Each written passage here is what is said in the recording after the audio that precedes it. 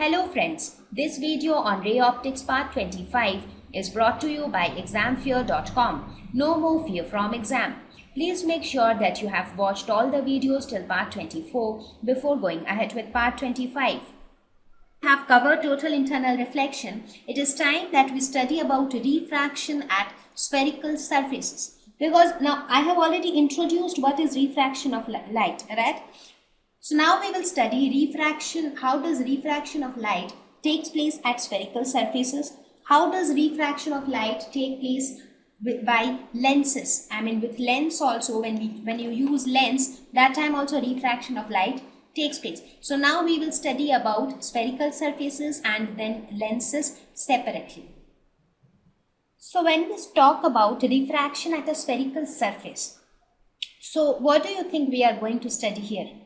Till now we study about refraction at a plane surface. So what was that plane surface? What is the surface we are talking about? It is nothing but the boundary or the interface between the two medium. So here if you look at this is one medium, this is one medium, this is the second medium. So the boundary between the two medium is a plane surface. So this is how refraction took place. The incident ray came. When it moved from a rarer medium to denser medium, it bent towards the normal. So that is how refraction took place. Now we are talking about a spherical surface. That means instead of this plane surface, it would be a spherical surface. We already studied about spherical mirror, so you have some idea about that. So when I talk about a spherical surface, I am talking about a surface like this. Maybe this will be medium 1 and this will be medium 2. So now we are talking about how would the refraction takes place in these cases. So what do you think? Will the laws of refraction change for a spherical surface?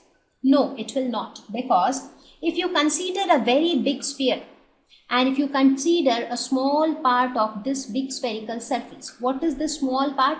This small part is nothing but a plane surface, right? So that means a spherical surface is nothing but it consists of small plane surfaces, and that is why the laws of refraction which were true for a plane surface will also hold true for a spherical surface. So a very small portion of a spherical surface is a plane surface. Therefore, laws of refraction which we have studied so far will held true in case of a spherical surface as well. So let us look at the refraction at a spherical surface. How does the refraction takes place in case of a spherical surface, and how is an image formation happening in this case? Like how we studied about spherical mirrors. Similarly, we will talk about spherical surface which divides two different medium of different refractive indices. So let us suppose this is a spherical surface. This is one medium with refractive index N1. This is the second medium with refractive index N2. Let us suppose this is the object O. A ray of light from the object is incident on the spherical mirror. After refraction, what is the normal to the mirror? Normal to the surface of the mirror is this. Since it is moving from a rarer medium to a denser medium, this ray bends towards the normal. So it bends towards the normal, and this is the angle of refraction. So this is where it meets the principal axis, and that's why an image is formed. Right? Okay. So the image I is formed here, and we say that the radius of curvature of the spherical surfaces are, this is the center of curvature for the spherical surface. So this is the object distance U and this is the image distance V. So with these things now we will start. So this is my incident ray and this is my refracted ray.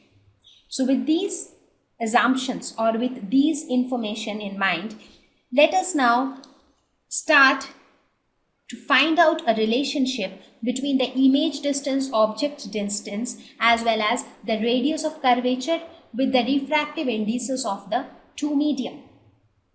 So first of all, we will have some assumptions while we go ahead. So what do we assume? We assume that the aperture of the spherical surface is very small. That means the spherical surface aperture is very small, means this distance is negligible, right? So the angles which it makes will be very small. So in that case, let us suppose first let me name all the points. Let me call this point as M. Let me call this point as P.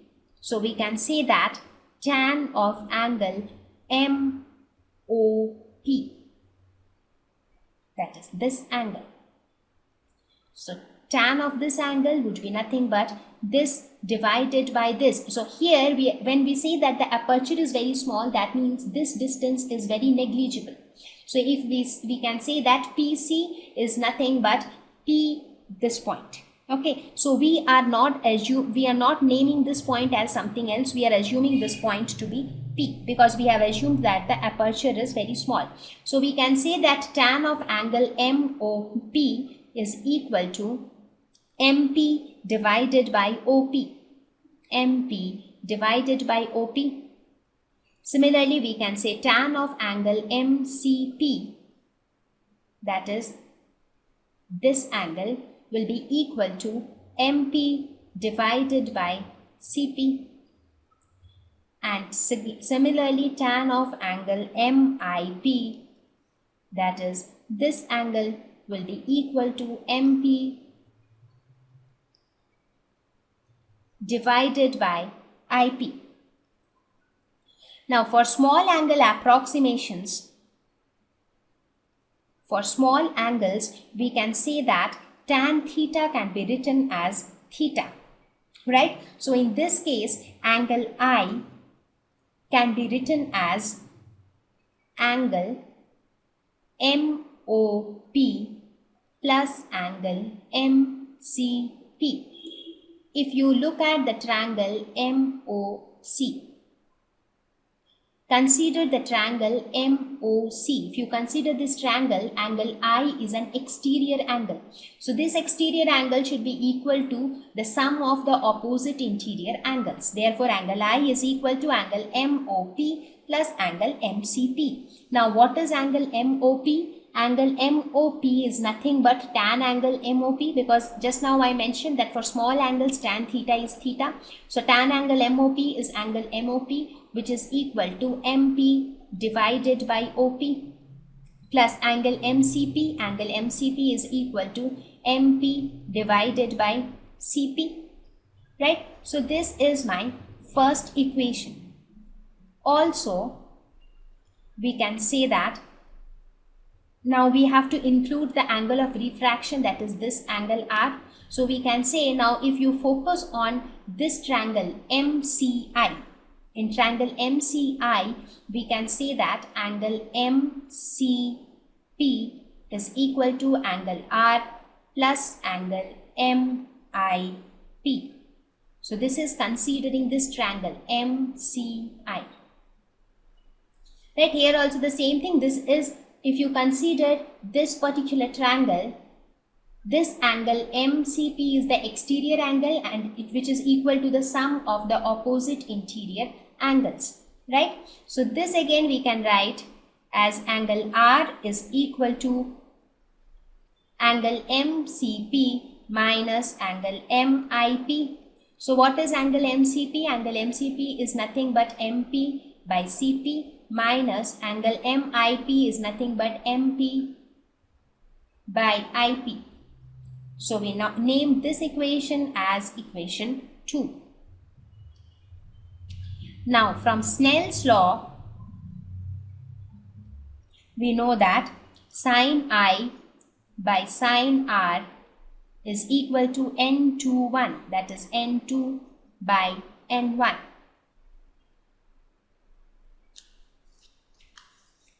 Right? Now again, using the small angle approximation, we can say that I by R, angle I by angle R is equal to N2 by N1. So we can say that N1I is equal to N2R. So therefore, from equation 1 and equation 2, what do we get? From equation 1, we know the value of I. Similarly, from equation 2, we know the value of R. So we'll put those values of I and R. So N1 into MP by OP plus MP by CP is equal to N2 into MP by CP minus MP by IP. So this is what we get. Now we will consider the sign convention. So considering the sign convention, what do we see? What is OP? OP is nothing but the distance of the object from the pole. So therefore we can say OP is U, and considering sign convention it would be minus U because it is opposite in direction to the direction of incident ray. Now what is IP? IP is nothing but the image distance, right? And the image is located on the right hand side, so this would be positive. Okay, now what is CP? CP is nothing but distance of center of curvature from pole, which is nothing but the radius of curvature. So CP is nothing but the radius of curvature, and this is also positive. So let us put these values in the above equation. So what do we get? We get N1 into MP by minus U plus MP by plus R is equal to N2 into MP divided by R minus MP divided by V. Now MP will get cancelled from both the sides, so we get minus N1 by U plus N1 by R is equal to N2 by R minus N2 by V. Right? So this can be written as N2 by V minus N1 by U is equal to N2 minus N1 by R. So this is the expression which relates image distance, object distance and radius of curvature with the refractive indices of the two medium in case of refraction through a spherical surface. This is also a very important expression which we have obtained because it helps us to find out where an image will be obtained if we know the distance of the object from the spherical surface. When the spherical surface acts as a boundary between two different media with different refractive indices. So please understand this derivation and also remember the expression which we have obtained, so that in case of problems you do not need to derive the entire thing. You can just put the expression and you can solve the problems. Right? Thank you. Please visit examfear.com to watch free educational videos, try free online tests, get the best quality study materials, study from the best tutors and mentors, and much more. Thank you once again.